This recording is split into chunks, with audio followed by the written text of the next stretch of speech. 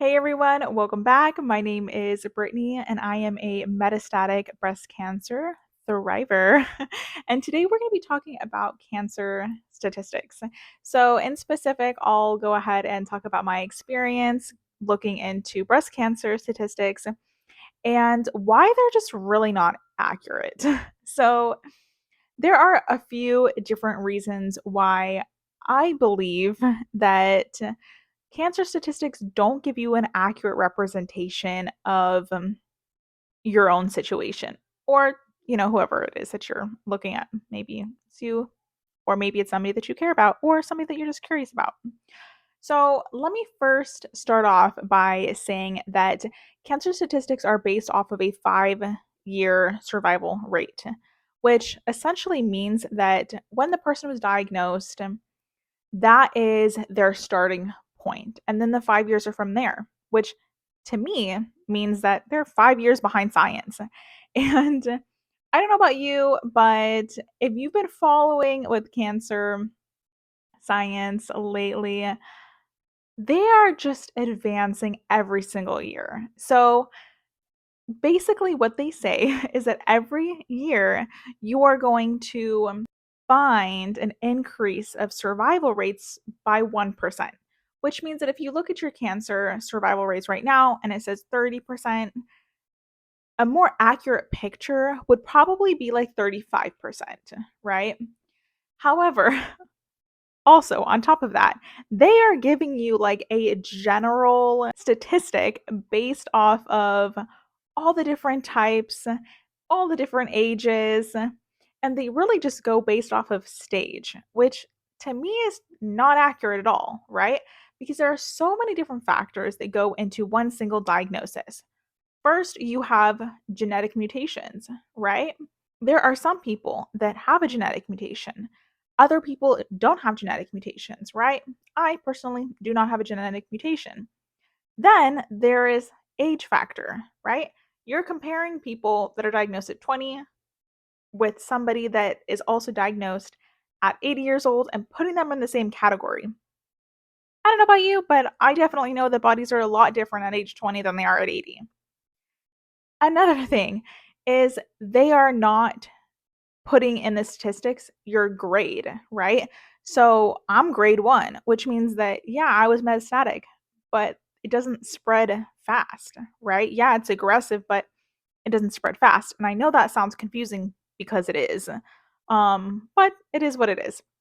Anyways, moving on, I am being compared with somebody that might be, grade 3, which means that it's spreading a little bit faster than mine, which can change, obviously, the survival statistics, right?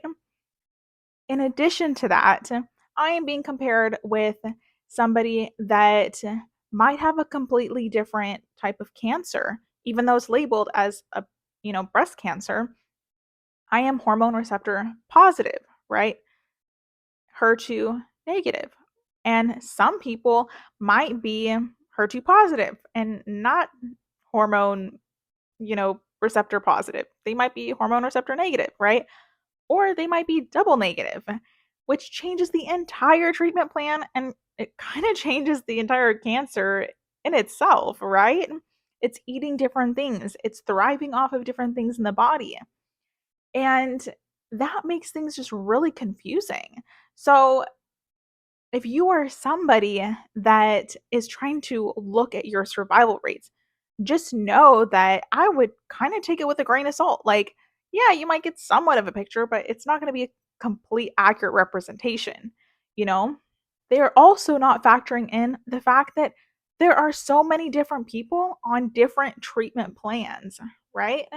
Somebody with my exact diagnosis might not be on my exact medications because one, their insurances might not cover Ibrans, and what I may be paying $35 for, somebody might be paying like 14 grand for. And yes, that is the price of Ibrans if you don't have medical insurance and nothing is covering it. Wild. Anyways, so it's really hard just to think about, okay, what really is my survival rate when I'm looking at this situation? And You can ask your doctor, but I don't even think they have a good representation or would even tell you what their survival rate is. I'm sure they have a way to plug it into the computer and compare, like I said, your exact situation with somebody else, but everybody's body is different. There are some people that were given 3 months to live that are surviving like 10, 15 years later. It's not something that we've never heard before.